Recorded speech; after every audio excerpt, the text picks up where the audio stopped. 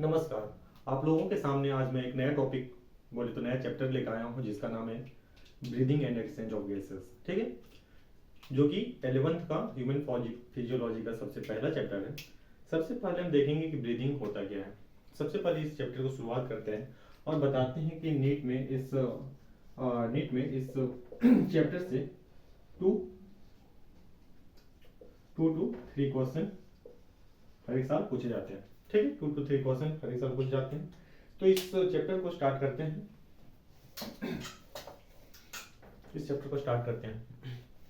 सबसे पहले हम देखेंगे ब्रीदिंग होता क्या है। ब्रीदिंग ब्रीदिंग होता क्या है। तो क्या होता है ब्रीदिंग, इसका डिफिनेशन पहले देखेंगे क्या होता है कि the exchange of oxygen from the atmosphere to the carbon dioxide produced by the cell or tissue by the body called as breathing, also known as respiration, also known as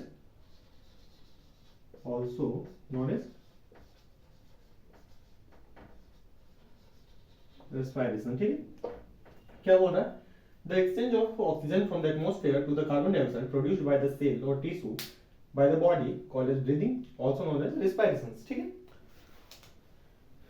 also known as respiration. ठीक है, होता क्या है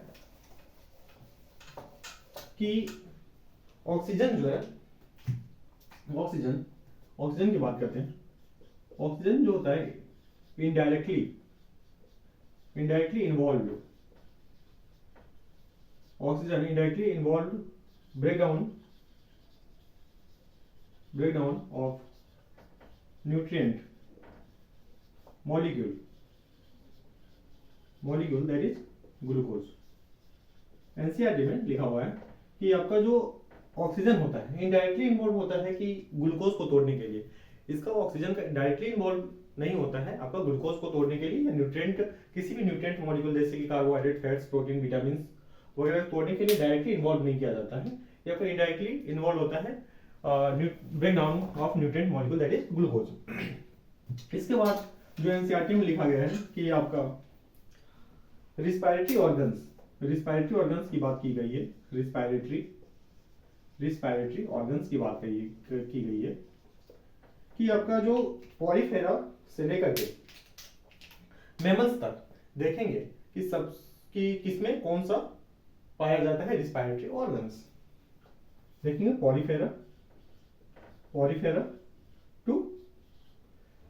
Porifera Coelenterata Ctenophora Platyhelminthes Aschelminthes, Porifera to Aschelminthes. Porifera to Aschelminthes आपका जो होता है diffusion के थ्रू होता है, रिस्पायरेशन डिफ्यूजन के थ्रू होता है वाया बॉडी सरफेस। ठीक है, उसके बाद आता है दूसरा एनिलिडा। एक एग्जांपल देखते हैं अर्थवॉर्म।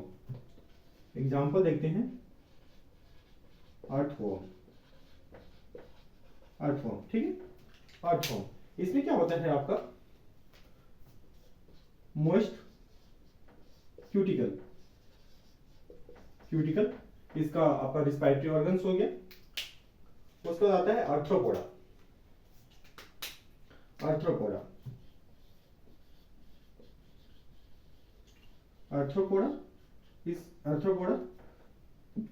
इसमें देखेंगे आपका एग्जांपल क्राउन। दूसरा देखेंगे आपका क्रैब। तीसरा देखेंगे आपका इंसेक्ट। चौथा देखेंगे आपका स्कॉर्पियन।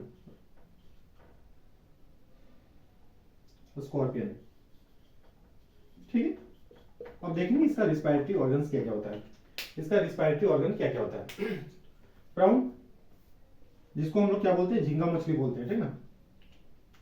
प्राउन, प्राउन का क्या होता है, गिल्स, ठीक है। क्रैब का होता है book gills, book gills. Insects, trachea पाया जाता है, ट्रैकियल ट्यूब। और आपका स्कॉर्पियन में होता है book, book lungs, book lungs, ठीक है, बुक लंग्स। आगे बढ़ते हैं और देखते हैं Mollusca.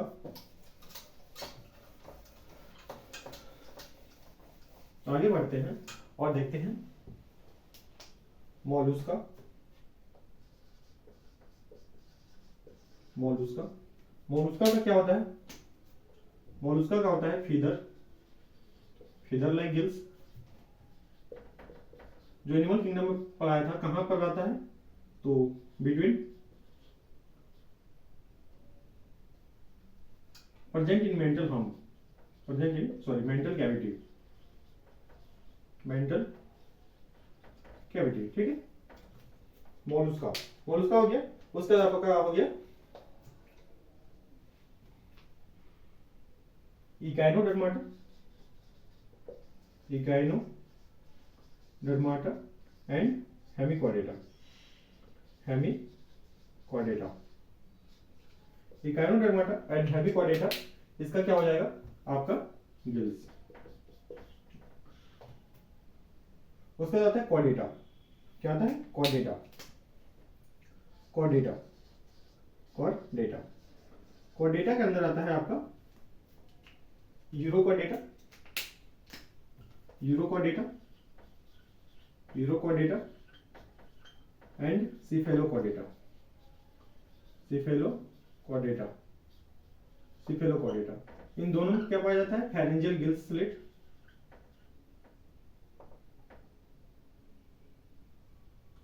Pharyngeal, pharyngeal gills slit, ठीक है। इसमें क्या पाया जाता है आपका, फेरेंजियल गिल्स स्लिट, यूरोक्वाडेटा एंड सिफेलोक्वाडेटा में फेरेंजियल गिल्स स्लिट पाया जाता है। फिर आपका आता है फीसेस, फिर आपका आता है फीसेस, फीसेस, फीसेस, फीसेस में क्या होता है आपका, गिल्स होता है।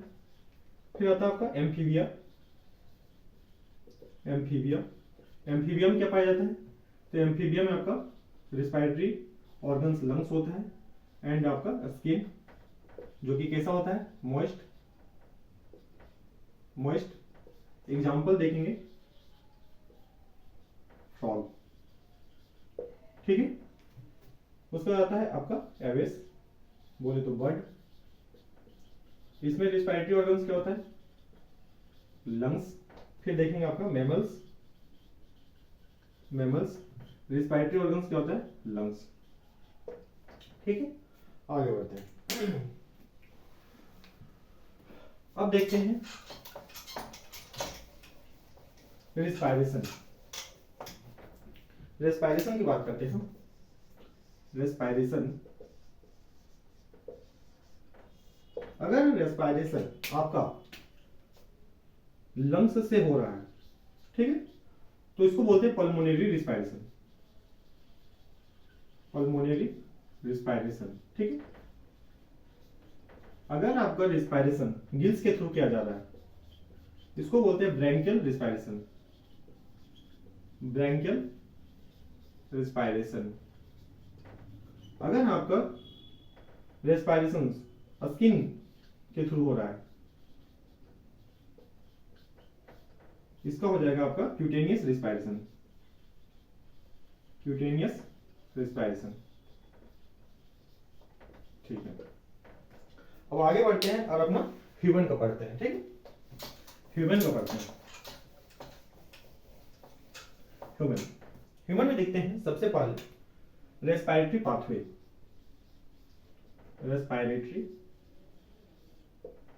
पाथवे, रेस्पायरेटरी पाथवे, ठीक है। रेस्पायरेटरी पाथवे में सबसे पहले हम देखते हैं नॉस्ट्रिल्स, नॉस्ट्रिल्स। नॉस्ट्रिल्स क्या होता है, नॉस्ट्रिल्स आपका वन पेयर होता है, नॉस्ट्रिल्स आपका वन पेयर होता है। लोकेशन क्या होता है इसका, लोकेशन कहां पर होता है, open above upper lip, upper lips, ठीक है। और नोस्ट्रिल्स लिड्स नसल chamber through nasal passes and nasal chamber open into nasal chamber opens into nasopharynx, nasopharynx। तो ये नोस्ट्रिल्स क्या है, नोस्ट्रिल्स हो गया आपका। नोस्ट्रिल्स के बाद अब नोस्ट्रिल्स ओपन्स होता है आपका नेजल पासेस के थ्रू नेजल चैम्बर में जाता है और नेजल चैम्बर आपका नेजोफैरिंक्स में ओपन होता है, ठीक। आगे बढ़ते हैं, ये होगी नोस्ट्रिल्स। नोस्ट्रिल्स आपका देखते हैं common passes, common passes for food and air, air. Common passes for food and air क्या है आपका, फेरिंग्स। फेरिंग्स कहां पर होता है, फेरिंग्स आपका ओपन कहां होता है, pharynx opens larynx, pharynx opens larynx region, pharynx opens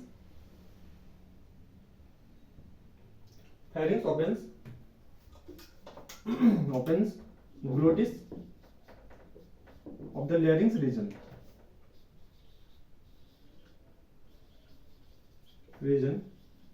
into trachea,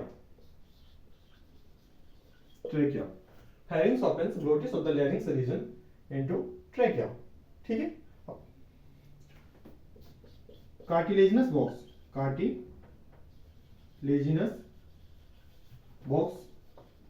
which help in sound production,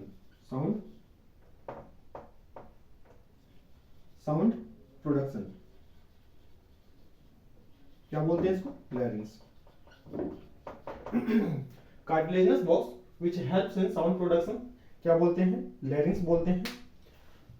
आगे देखते हैं कि आपका जो ये आपका हो गया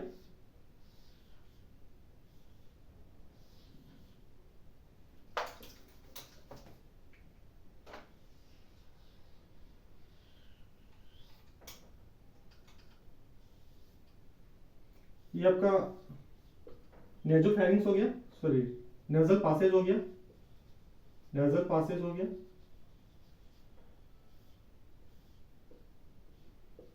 ये आपका बकल कैविटी हो गया। दोनों मिलता है कॉमन चैम्बर में,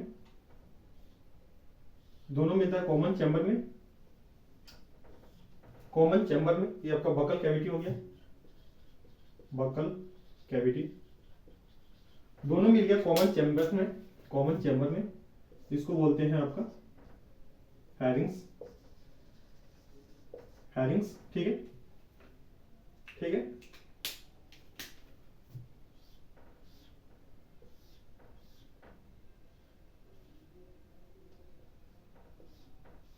ये हो गया आपका विंड पाइप, ये हो गया आपका ऑइसोफेगस, इसमें आपका फूड पाइप बोलते हैं इसको, ये आपका हो गया विंड पाइप। तो विंड पाइप का जो ओपनिंग है, उसको बोलते हैं ग्लोटिस। यहां पर एक लगा रहता है elastic cartilaginous flap, elastic cartilaginous flap लगा रहता है जिसको बोलते हैं एपिग्लोटिस, ग्लोटिस, एपिग्लोटिस, ठीक है। और ये आपका ओइसोफेगस हो गया। ओइसोफेगस का जो विंड है, मतलब ओपनिंग है, opening of wind pipe, sorry opening of food pipe, opening of food pipe क्या बोलते हैं? ओपनिंग ऑफ फूड पाइप गलट, गलट, ठीक है। ओपनिंग ऑफ फूड पाइप क्या बोलते हैं? गलट। आगे बढ़ते हैं।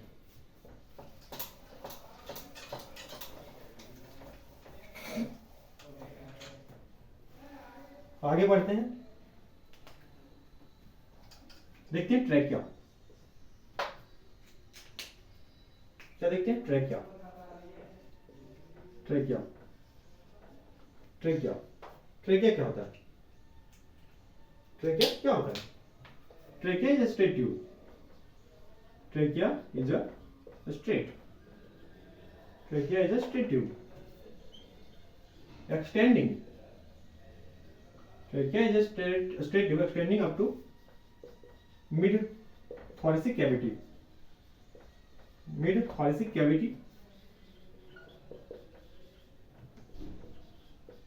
कहाँ तक? Fifth thoracic vertebra. Fifth thoracic vertebrae। यहां तक आने के बाद क्या होता है? आपका trachea is straight tube extending up to mid thoracic cavity, fifth thoracic vertebra पर आता है। उसके बाद डिवाइड हो जाता है, divide into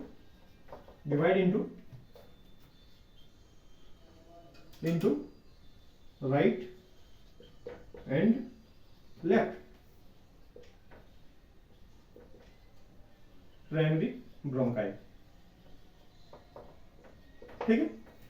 trachea straight tube होता है extending up to mid thoracic cavity, fifth thoracic vertebra तक आता है। Divide into right and left primary bronchi, right और लेफ्ट प्राइमरी ब्रोंकाई में डिवाइड हो जाता है। उसके बाद क्या होता है कि आपका जो प्राइमरी ब्रोंकाई होता है, प्राइमरी ब्रोंकाई होता है,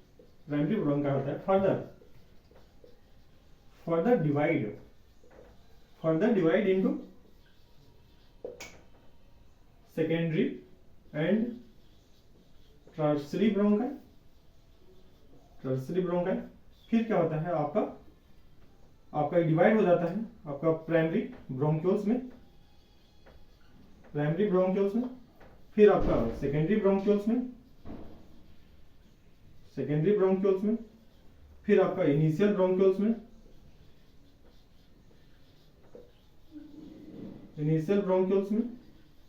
फिर आपका टर्मिनल ब्रोंक्यूल्स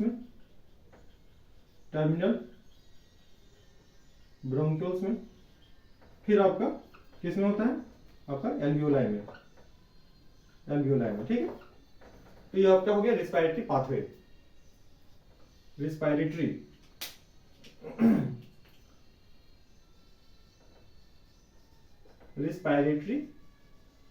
पाथवे,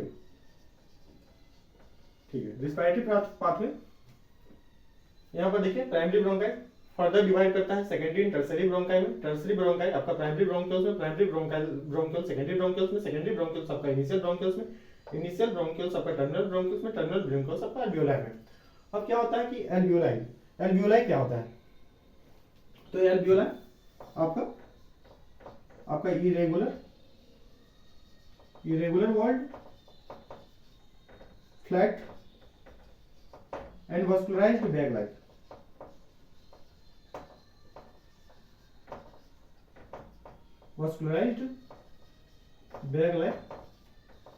स्ट्रक्चर होता है, ठीक है। इरेगुलर वॉल्ड, फ्लैट पतला सा होता है, वास्कुलराइज्ड बैग लाइक स्ट्रक्चर होता है, ठीक है। आगे बढ़ते हैं।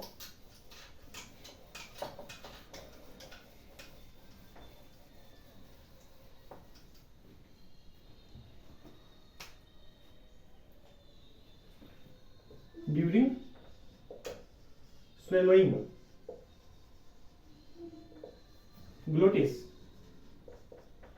glottis can be covered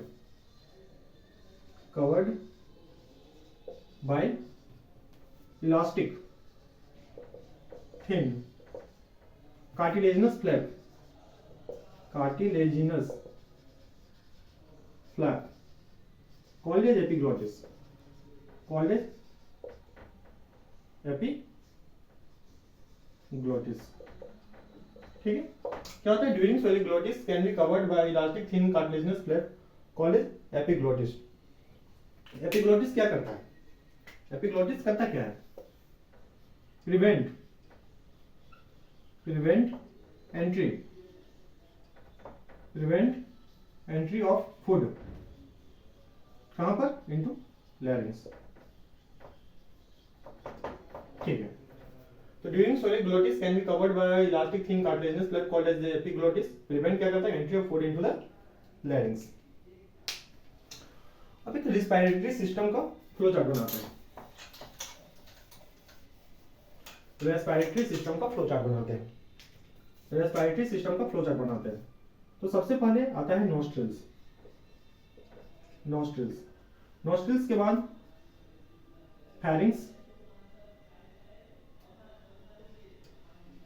फैरिंग्स, nostrils, फैरिंग्स, फिर आता है आपका लैरिंग्स, फिर कहां पर आता है आपका ट्रैकिया, कहां पर? फिफ्थ थोरेसिक वर्टिब्रा, कहां पर? आपका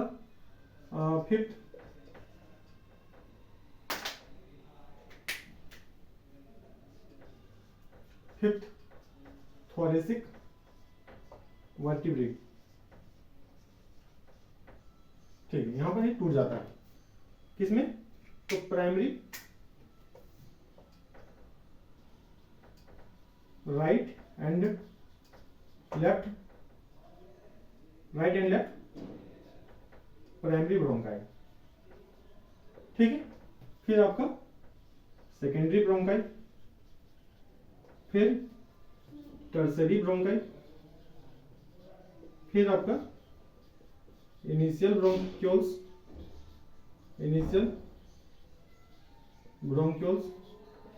फिर आपका टर्मिनल ब्रोंक्यूल्स, फिर आपका एल्वियोलाई। ठीक है, अब देखेंगे आपका कि नोस्ट्रिल्स से लेकर के आपका एल्वियोलाई तक, नोस्ट्रिल्स से लेकर के आपका एल्वियोलाई तक हो गया आपका कंडक्शन पार्ट, कंडक्टिंग जोन बोलते हैं इसको, कंडक्टिंग जोन। और जो आपका alveoli and alveolar duct, alveoli and alveolar duct को क्या बोल देते हैं? तो एल्वियोलाई एंड एल्वियोलर डक्ट को बोल देते हैं एक्सचेंज और रेस्पिरेटरी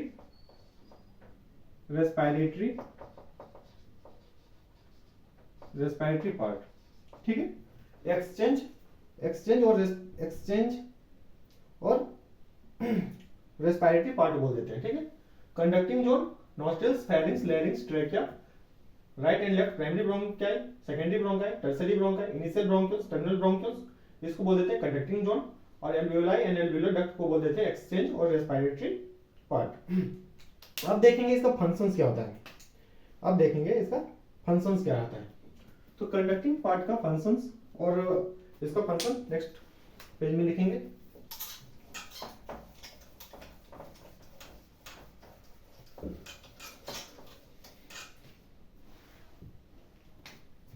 आपका कंडक्टिंग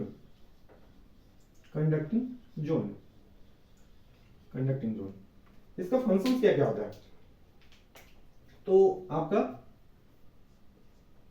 करता क्या है कंडक्टिंग पार्ट? तो ट्रांसपोर्ट करता है एटमॉस्फेरिक एयर इनटू एल्वियोलाई। तो आपका ट्रांसपोर्ट करता है atmospheric air into alveoli, alveoli तक पहुंचाता है। क्या करता है? एयर को ह्यूमिडिफाई करता है, एयर ह्यूमिडिफाइड ह्यूमिडिफाइड करता है, ठीक है। क्लियर्स करता है, clear foreign material, foreign particles which is mixed in it, which is mixed कहाँ पर? एयर में, ठीक है। चौथा काम क्या करता है? तो चौथा काम क्या करता है? चौथा काम करता है आपका brings air into body temperature, ठीक है। करता क्या है? तो सबसे पहले क्या करता है? एटमॉस्फेरिक एयर को एल्वेलाई तक पहुंचाने का काम करता है। दूसरा काम क्या करता है? एयर को, जैसे गर्मी का दिन में क्या होता है, बहुत सारा जो हम लोग मतलब एयर लेते हैं, हवा लेते हैं, गर्म होता है बाहर में, लेकिन जब हम लोग अपना बॉडी में लेते हैं तो ऐसा नहीं कि उस गर्म हवा को मेरा बॉडी ले जाता है अंदर, उसको क्या करता है? पहले ठंडा करता है, ह्यूमिडिफाई करता है, उसके बाद क्या करता है? आपका एल्वेलाई तक, लंग्स तक पहुंचाने का काम करता है। क्लियर्स करता है foreign particle which is mixed in air, जो particle, foreign particle, alien particle जो मिक्स्ड रहता है एयर में, उसको क्या करता है?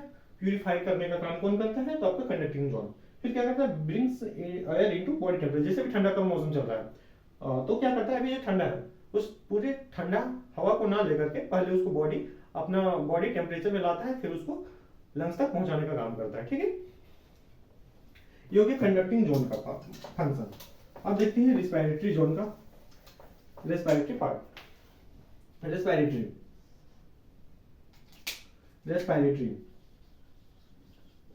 रेस्पिरेटरी और इसको बोलते हैं एक्सचेंज, एक्सचेंज पार्ट। करता क्या है? करता क्या है? तो ये जो है आपका करता क्या है?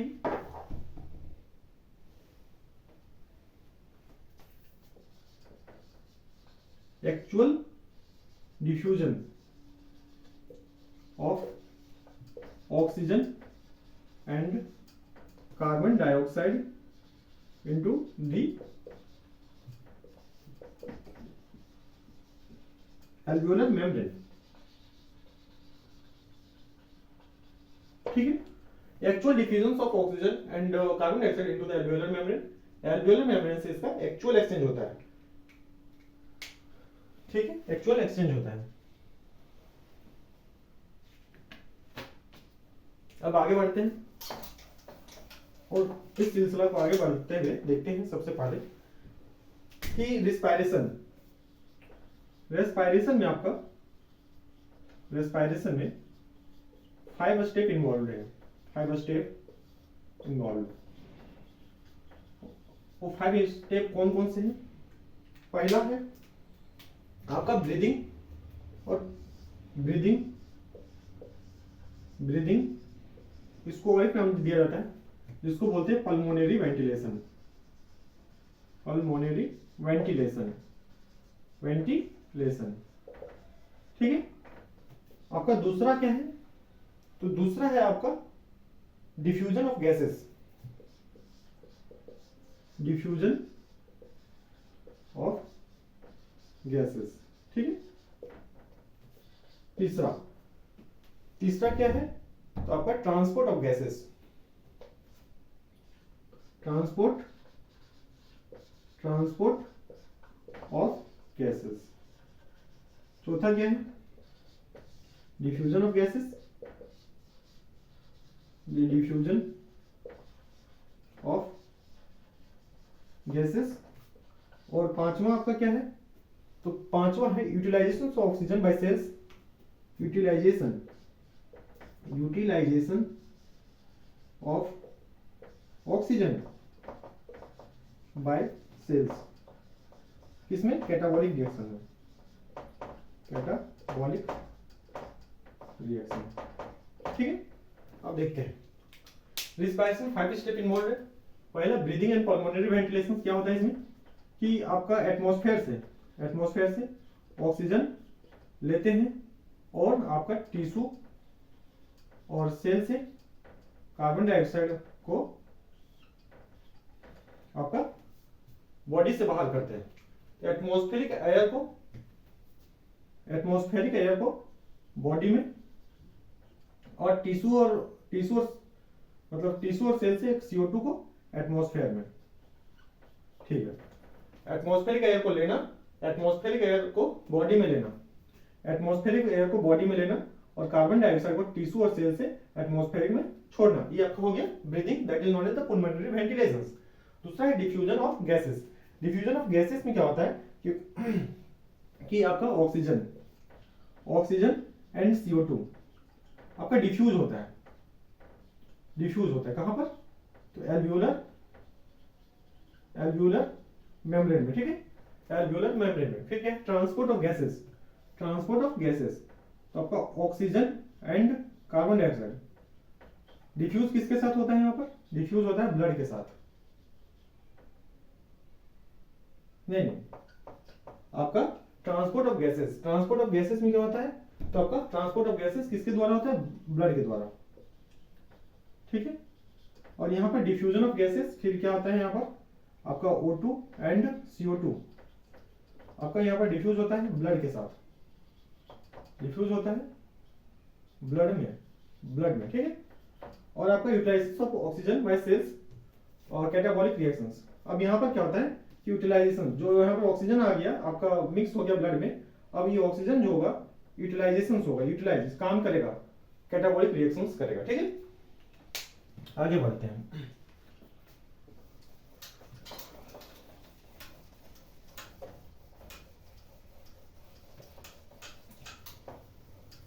और देखते हैं आगे क्या होता है। आगे सबसे पहले देखते हैं हम कि आपका लंग्स देखते हैं।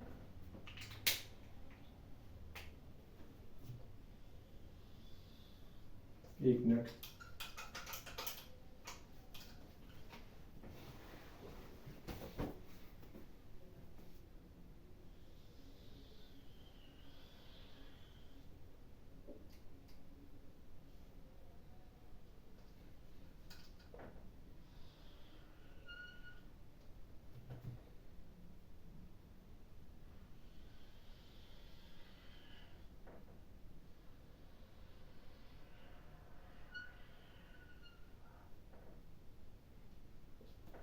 ठीक है, ये आपका हो गया लंग्स।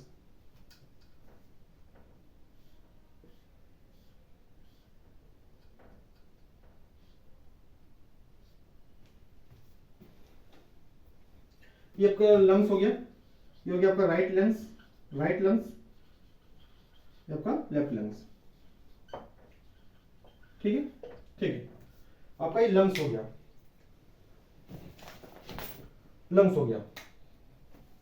जब इसमें क्या होता है कि एयर आता है, इंस्पायरेशन, सॉरी यहां पर पहले हम बता लेते हैं, इसका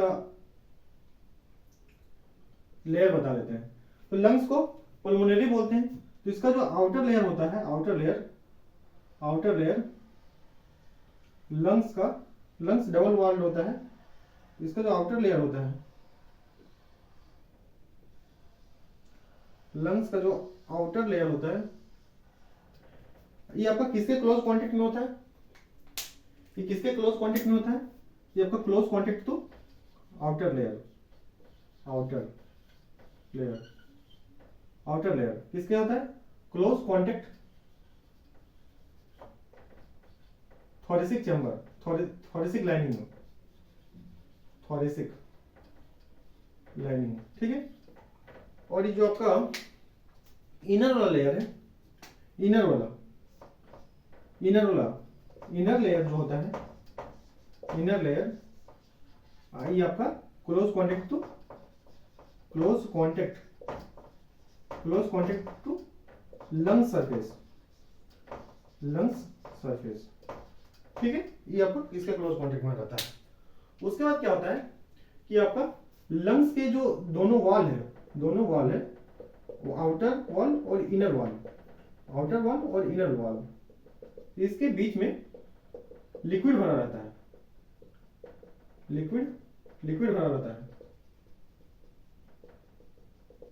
इस लिक्विड को बोलते हैं प्लूरल फ्लूइड, प्लूरल फ्लूइड, ठीक है, प्लूरल फ्लूइड। अब प्लूरल फ्लूइड का फंक्शंस क्या है, प्लूरल फ्लूइड का फंक्शंस क्या है, तो इसका फंक्शंस होता है प्लूरल फ्लूइड का आपका reduce friction, reduce friction, reduce friction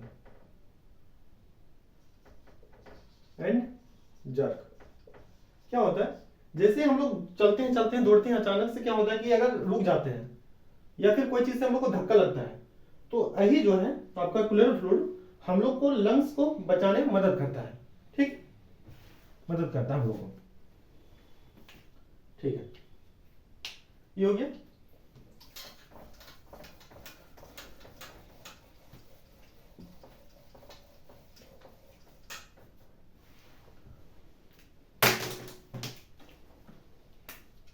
एक चीज देखते हैं कि हम लोग जानते हैं कि pressure, pressure always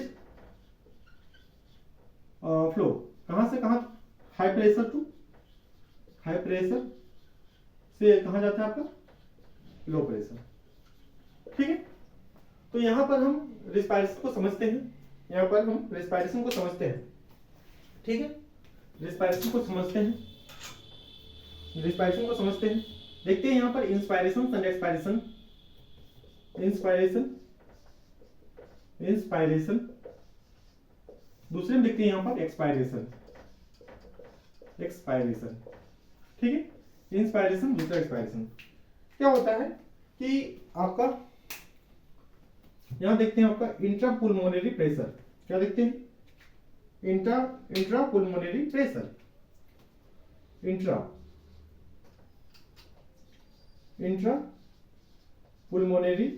पुल्मोनरी pressure, इंट्रापुल्मोनरी pressure को तोड़ेंगे अगर हम इस वर्ड को, तो देखेंगे इंट्रा दैट मींस अंदर का, पुल्मोनरी मतलब होता है लंग्स, प्रेशर, ठीक है। तो क्या होता है जब हम इंस्पायरेशन करते हैं, जब सांस लेते हैं, तो सांस लेते हैं क्या होता है, बाहर का जो हवा होता है हमारे अंदर आता है लंग्स में, ठीक है। तो अभी हम क्या बताएं कि जो प्रेशर होता है हमेशा high pressure to low pressure की ओर जाता है। तो यहां पर देखते हैं, क्या देखते हैं हम कि सांस हमारे अंदर आ रहा है, लंग्स में आ रहा है, लंग्स में आ रहा है, दैट मींस कि हम लोग का जो प्रेशर का जो इंट्रापुल्मोनरी प्रेशर है लो है, लो है,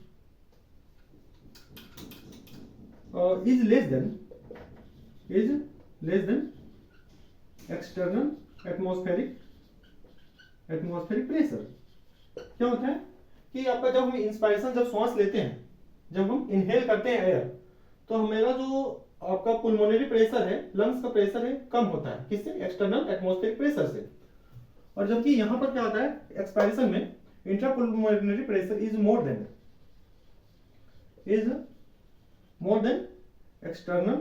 एक्सटर्नल एटमॉस्फेरिक प्रेशर, ठीक है।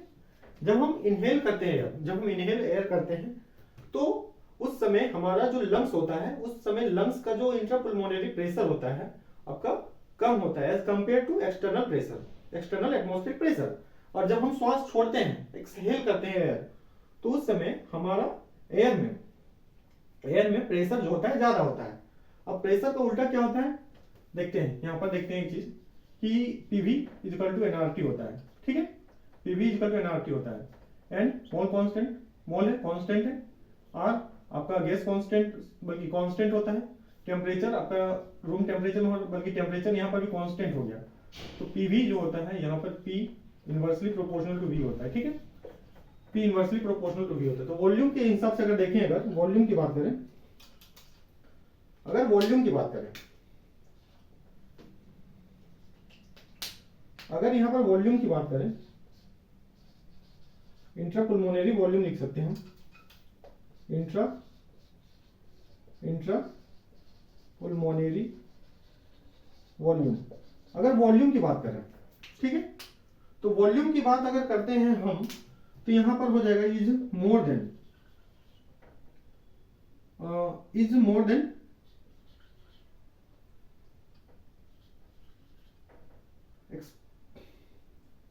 इंट्रापुल्मोनरी वॉल्यूम यहां बात करते हैं तो मोर, यहां पर बात करते हैं क्या होता है लेस। अब यहां पर देखते हैं डायफ्राम का बात करते हैं। डायफ्राम डायफ्राम देखते हैं यहाँ पर, डायफ्राम डायफ्राम डायफ्राम कैसा होता है? डायफ्राम डोम शेप होता है, डोम शेप, डोम शेप होता है, ठीक है। डायफ्राम कैसा होता है? डोम शेप होता है। तो जब हम क्या करते हैं, इंस्पायरेशन करते हैं, जब इनहेल करते हैं तो क्या होता है कि डायफ्राम ऊपर की ओर उठ जाता है और डोम शेप हो जाता है। डोम शेप हो जाता है दैट मींस कॉन्ट्रैक्ट करता है, यहाँ पर कॉन्ट्रैक्शंस, कॉन्ट्रैक्शंस यहाँ पर होता है, कॉन्ट्रैक्शंस। और जब हम क्या करते हैं, छोड़ते हैं, एक्सपायर जब करते हैं, आराम से छोड़ते हैं, तो ये आपका जो डायफ्राम होता है कौन सा स्टेट में आ जाता है? रिलैक्स स्टेट में आ जाता है, रिलैक्स्ड स्टेट में, रिलैक्स्ड स्टेट में चल जाता है, ठीक है। और यहाँ पर कॉन्ट्रैक्शन अगर, ठीक है, रिलैक्स्ड स्टेट में, रिलैक्स्ड स्टेट में रिलैक्स्ड स्टेट में पहुंच जाता है आपका, ठीक है, रिलैक्स्ड स्टेट में पहुंच जाता है। आगे देखते हैं,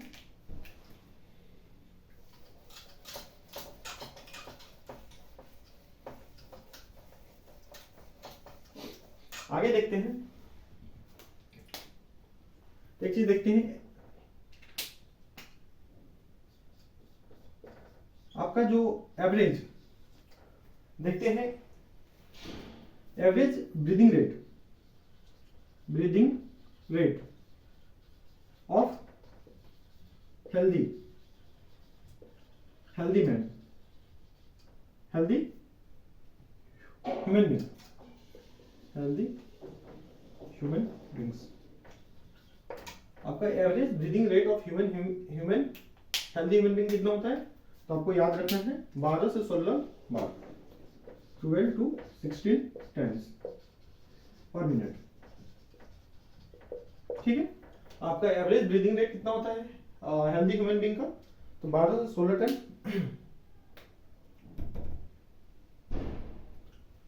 नेक्स्ट पॉइंट देखेंगे, next point, we have ability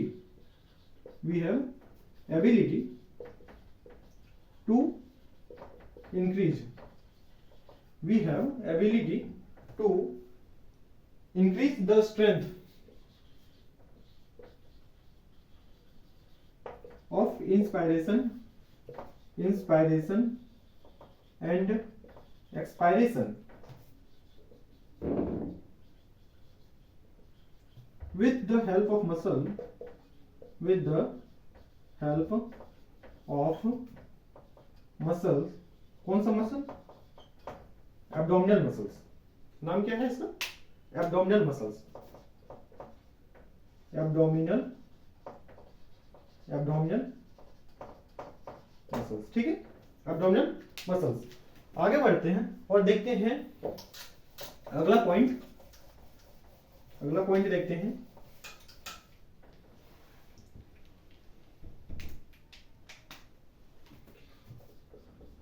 volume of air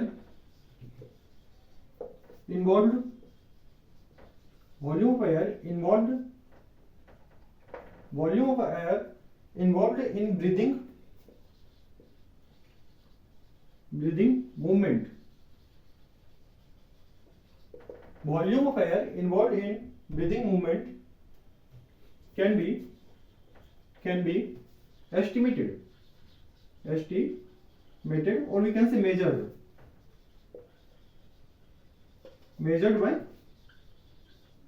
an instrument college, क्या बोलते हैं इसको? स्पायरोमीटर, क्या बोलते हैं? स्पायरोमीटर, स्पायरोमीटर, ठीक है। तो स्पायरोमीटर क्या होता है कि एक ट्यूब जैसा होता है, ट्यूब जैसा होता है, और ट्यूब जैसा होता है, ठीक है, ट्यूब जैसा होता है। और उस ट्यूब को क्या करते हैं, हम अपने मुंह के पास लेके नॉर्मली श्वास इनहेल और एक्सेल करते हैं।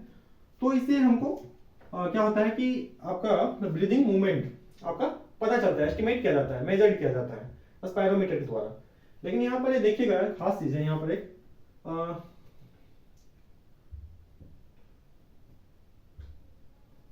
तो वॉल्यूम ऑफ एयर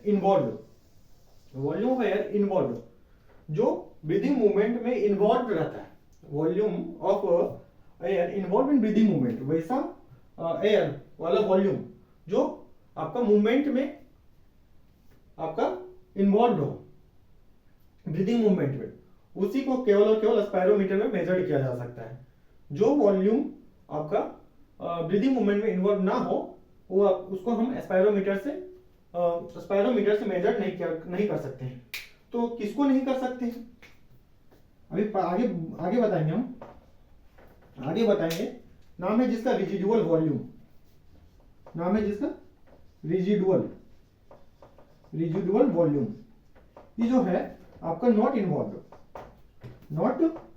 इन्वॉल्व किसमें, इन ब्रीदिंग मूवमेंट। आपका रिजिडुअल वॉल्यूम है, आपका इन्वॉल्व नहीं ब्रीदिंग मूवमेंट में।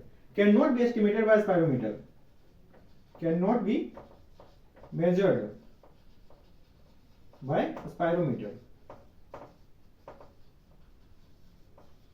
तो आपका स्पायरोमीटर से आपका रिजिडुअल वॉल्यूम मेजर्ड और एस्टिमेट नहीं किया जा सकता है। ठीक है, आगे बढ़ते हैं और पढ़ते हैं volume of air. Volume of air क्या पढ़ेंगे हम, वॉल्यूम ऑफ एयर क्या पढ़ेंगे, वॉल्यूम ऑफ एयर। ठीक है, सबसे पहले हम पढ़ेंगे टाइडल वॉल्यूम। टीवी क्या पढ़ेंगे, टाइडल वॉल्यूम टीवी क्या होता है, नॉर्मल ह्यूमन बीइंग इनहेल और एक्सेल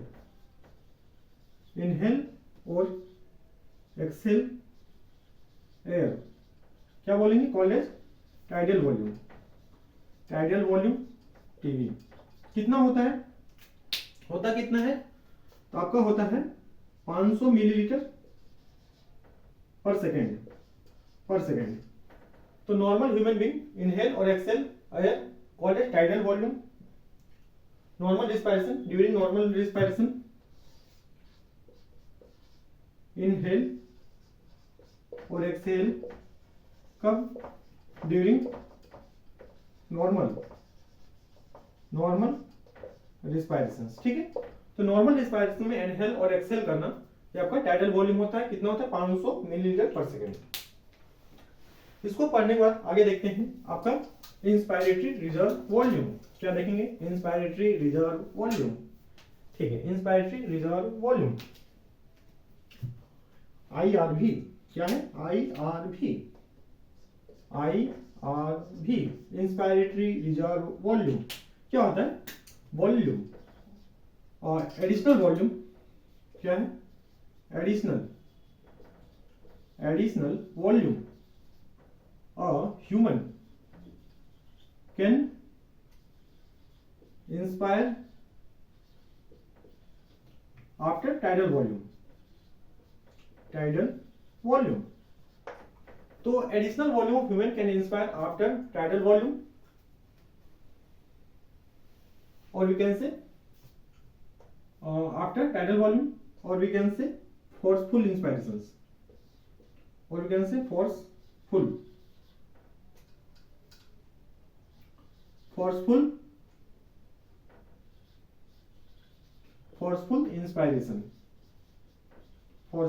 इंस्पायरेशन। ठीक है, ये कितना होता है आपका, 2500 से 3000। कितना होता है, 2500 से 3000 मिलीलीटर। ठीक है, आगे बढ़ते हैं और देखते हैं आपका एक्सपायरेटरी रिजर्व वॉल्यूम। क्या देखेंगे, expiratory reserve volume ERV, expiratory reserve volume. Additional volume of air,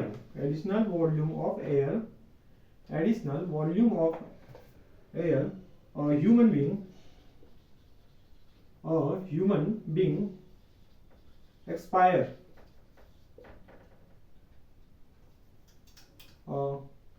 being exhale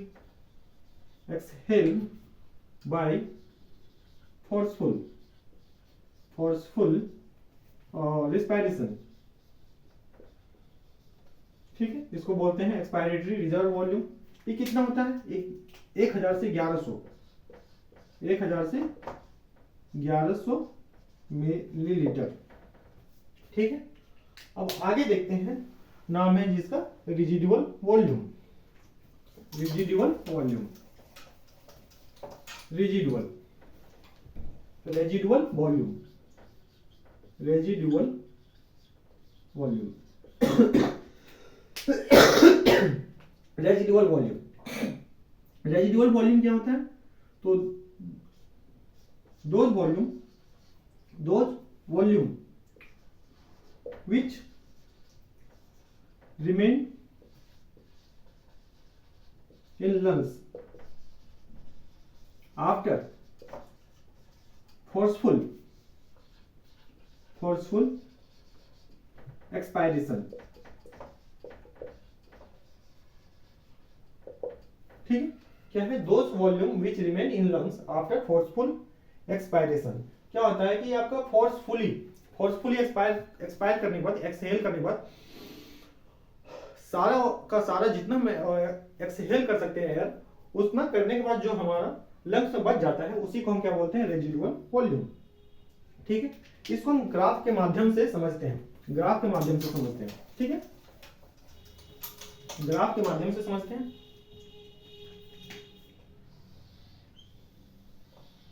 graph के माध्यम से समझते हैं। ठीक है,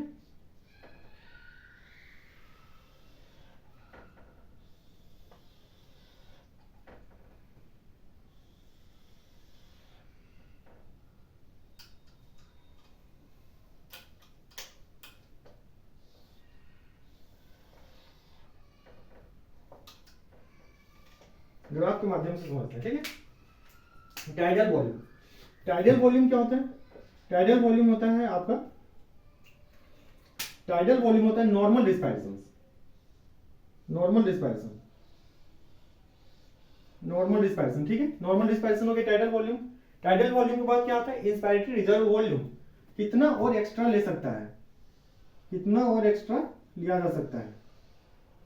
ये हो गया आपका, ये हो गया आपका